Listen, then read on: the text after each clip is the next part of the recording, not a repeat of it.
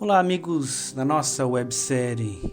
O episódio de hoje é Coronavírus. Bom, já está um pouco cansativo e saturado esse tema. A TV nos martiriza com açoites de notícias, mortes e catástrofes associadas a esse tal vírus chinês. Nós somos todos os dias afetados por ele e ouvimos dele quer queiramos, quer não. Eu não vou me deter aqui nas questões de saúde do coronavírus, eu não vou me deter nos números, na letalidade, quão pequena ou grande possa ser, quanto isso vai afetar a economia ou se as medidas que o governo adotou estão corretas ou não, é objetivo nosso. O que eu quero aqui com você durante esses poucos minutos é refletir nas consequências espirituais que esse vírus trouxe para as nossas vidas, no quanto isso nos afetou interiormente, no quanto isso afetou as nossas famílias, as nossas vidas e as consequências e as revelações que ele trouxe para nós. Bom, não há só coisas ruins associadas ao coronavírus. Se você passou algum tempo em casa na quarentena, como todos nós, você passou tempo com a sua família e refletiu certamente sobre a sua vida, as suas finanças, o tempo que dedica aos seus filhos, se você tem filhos, ou a sua família, ou a sua vida espiritual. O coronavírus pode não tê-lo afetado do ponto de vista de saúde, mas certamente ele trouxe reflexões para você. O que importa na sua vida? O que realmente é importante e o quanto você tem dedicado ao que realmente importa?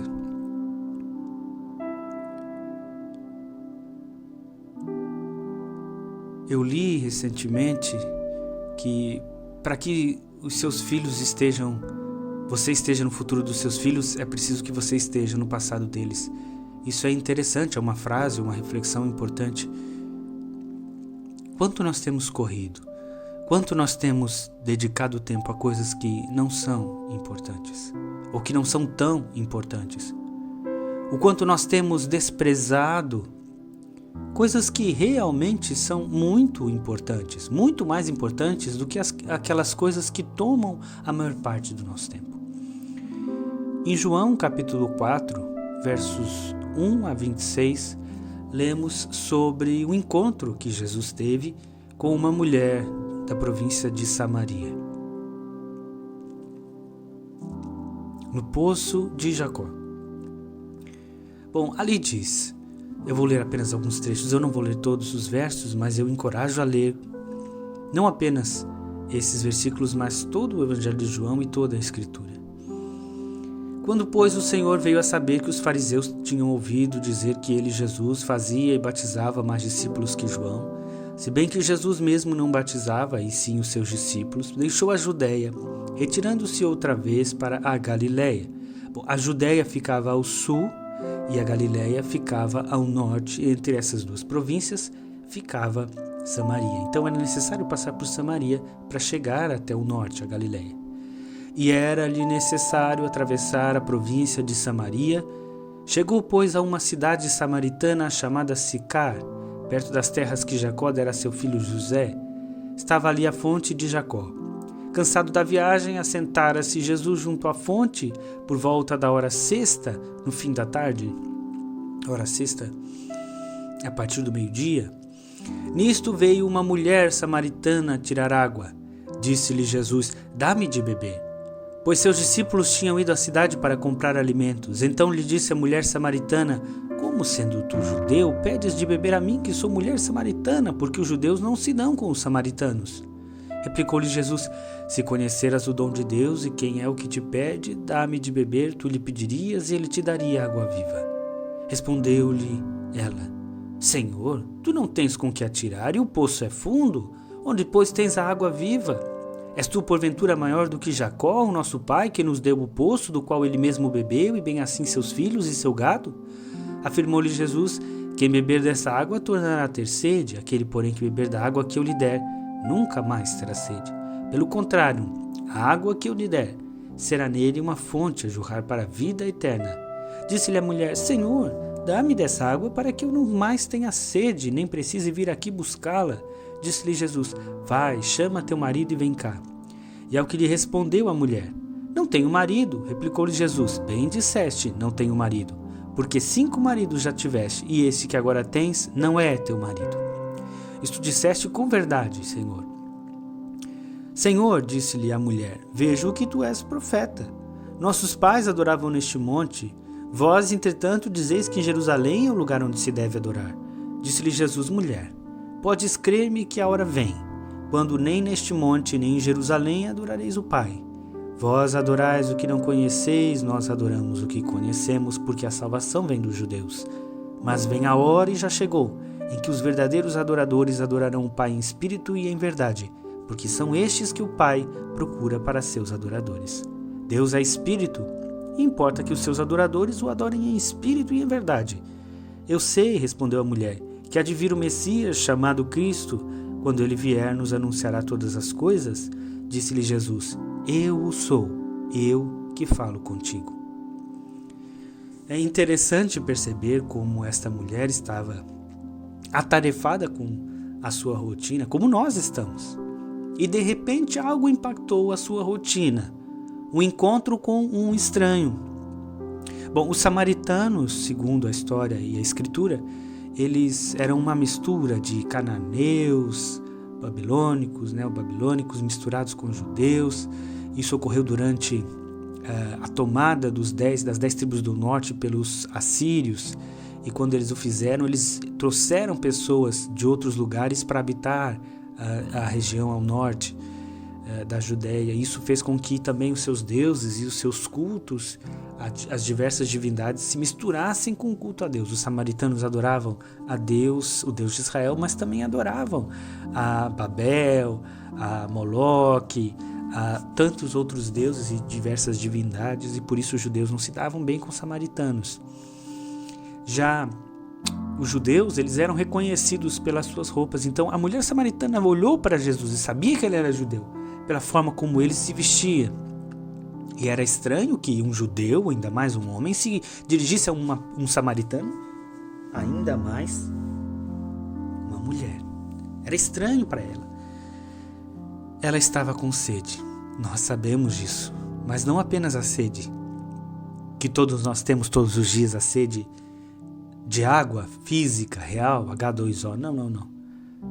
Ela tinha uma sede que ia além dessa, mas ela ignorava essa sede, ocupada com os seus afazeres. E Jesus disse: eu posso te dar água. Ela disse: mas o Senhor não tem balde, não tem corda, esse poço é fundo, como é que vai me dar água? Ele disse: não, eu não estou falando dessa água, eu estou falando de água viva, água que flui do seu interior, é outro tipo de água. Água que, quando você toma, nunca mais tem sede. Ela então entendeu de que água ele falava. E ela disse: dá-me de beber. Sabe o que ela está dizendo? Ela está dizendo: eu tenho sede. Eu tenho sede dessa água. Mas sabe, os afazeres dela fizeram com que ela se esquecesse disso. Talvez nós também tenhamos sede, e eu creio que temos, porque a Escritura diz que temos. Mas as nossas atividades e a nossa vida e o nosso dia a dia parecem nos anestesiar ou nos cegar para o fato de que nós temos sede dessa água. E o coronavírus e todo o impacto e toda a parada do comércio e do trabalho e tudo isso, e o confinamento em casa, nos fez aguçar os sentidos para a sede. Enquanto nós estamos na quarentena, a nossa boca começa a ficar seca e nós começamos a perceber que a nossa língua está seca. Nós temos sede. Nós temos sede. Aquela mulher sempre teve sede. E nós sempre tivemos sede. Mas ela só percebeu isso quando se encontrou com Jesus. Talvez você precise disso. Talvez você precisasse da quarentena para perceber quão seco estavam seus lábios. e a sua língua e a sua garganta espiritualmente. O que te falta agora é encontrar-se com Jesus. É ouvir o que Ele tem a dizer e ser saciado. Sabe, Jesus disse a ela algo muito importante. Ele disse: você tem 5 maridos, e o marido que você tem agora não é seu. Ele está dizendo: o casamento em que você está não é lícito. Você pode estar convivendo com esse homem, ou vivendo com esse homem. Convivendo com é pleonasmo. Mas ele não é seu marido, não aos olhos de Deus. Porque talvez a esposa dele vivesse, ou talvez porque o marido real dela vivesse ainda. Isso era tido como um adultério, e é adultério aos olhos de Deus. Então Jesus, o Deus encarnado, revela isso a ela. Ela não disse a ele que tinha 5 maridos. Ele não conhecia ela anteriormente, então como ele podia saber disso? Então ela deduziu que ele era um profeta. E ela disse a ele: Senhor, eu vejo que tu és profeta. Onde que eu adoro? Então ela começa a fazer questionamentos espirituais, reconhecendo que ele entendia de coisas espirituais. Ele via além dos olhos físicos. Como eu posso adorar a Deus? Será que é no templo, em Jerusalém? Será que é no monte, em Samaria? Muitas pessoas dizem que é só no templo, no edifício religioso. Mas isso não é verdade. Jesus deixa isso muito claro. Ele diz: não é onde, é como. É o estado do seu coração, é a condição da sua alma e a sinceridade com que você se dirige a um Deus que é espírito. Ele não está no templo. Ele não está no monte. A Escritura diz que os olhos do Senhor estão sobre toda a terra. Não é onde você está, é como. É como. E aquela mulher estava sedenta. Era assim que ela estava. Até encontrar-se com Jesus. O Salmo 16, versos 4 e 5 dizem, muitas serão as penas dos que trocam o Senhor por outros deuses. Não oferecerei as suas libações de sangue, ou seja, as libações de sangue aos outros deuses. E os meus lábios não pronunciarão o seu nome, o nome dos outros deuses. O Senhor é a porção da minha herança e o meu cálice. Tu és o arrimo da minha sorte. Você sabe o que é arrimo? Bom, se você trabalhou ou trabalha com cavalos ou gosta de equitação, sabe o que é arrimo. Quando você sobe no cavalo, o arrimo é o que sustenta o seu pé. Enquanto você está lá em cima, é ele que te mantém sentado ali e impede que você caia. Te ajuda a manter o equilíbrio, mas acima de tudo sustenta o seu peso. Qual é o arrimo da sua vida, amigo? Qual é o arrimo da sua vida? Será que as consequências dessa crise mostraram que você está sem arrimo? Que você não tem uma base de sustentação? Será que quando as coisas apertaram e se dificultaram, você descobriu que não tinha chão, que a sua sorte flutuava no ar sem arrimo? Às vezes a gente acha que sabe o que está fazendo. Provérbios 14, verso 12 diz: há caminho que ao homem parece direito, mas ao cabo dá em caminhos de morte, mas ao fim dá em morte.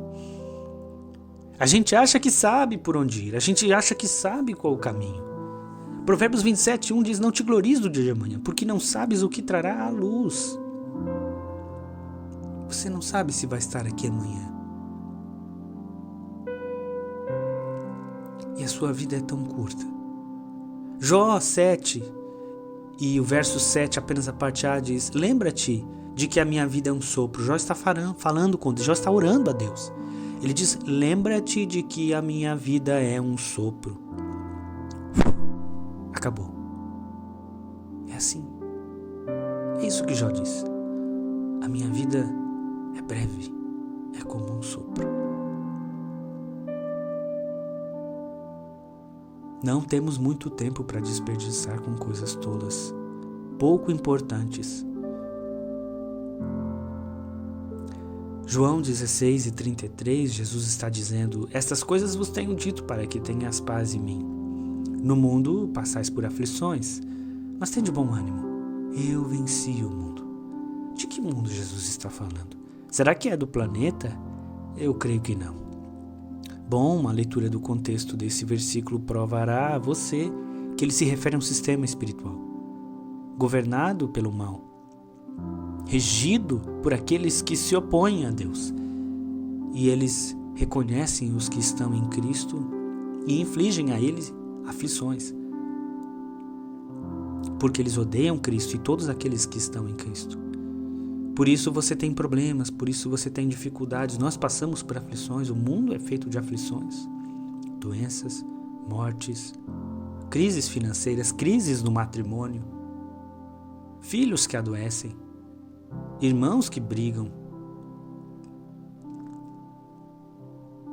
Aflições é o que não nos falta. Mas sabe qual é a diferença entre os que estão desesperados agora e os que não estão? Salmos 46, 1-3.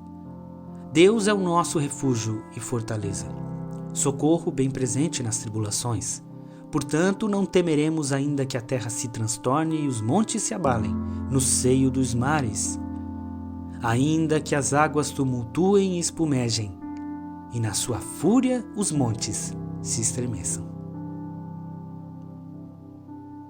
Eu não sei quais são as águas que estão tumultuando a sua vida.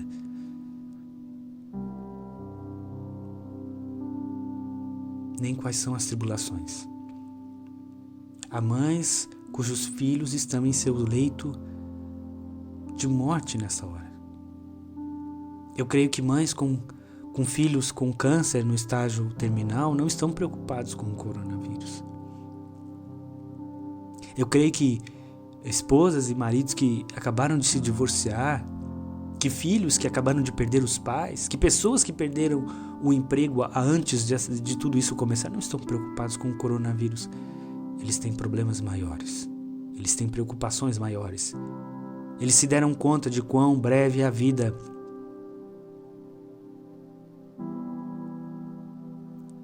Não é hoje, não é essa semana, não é disso que se trata. É sobre o amanhã, é sobre a eternidade.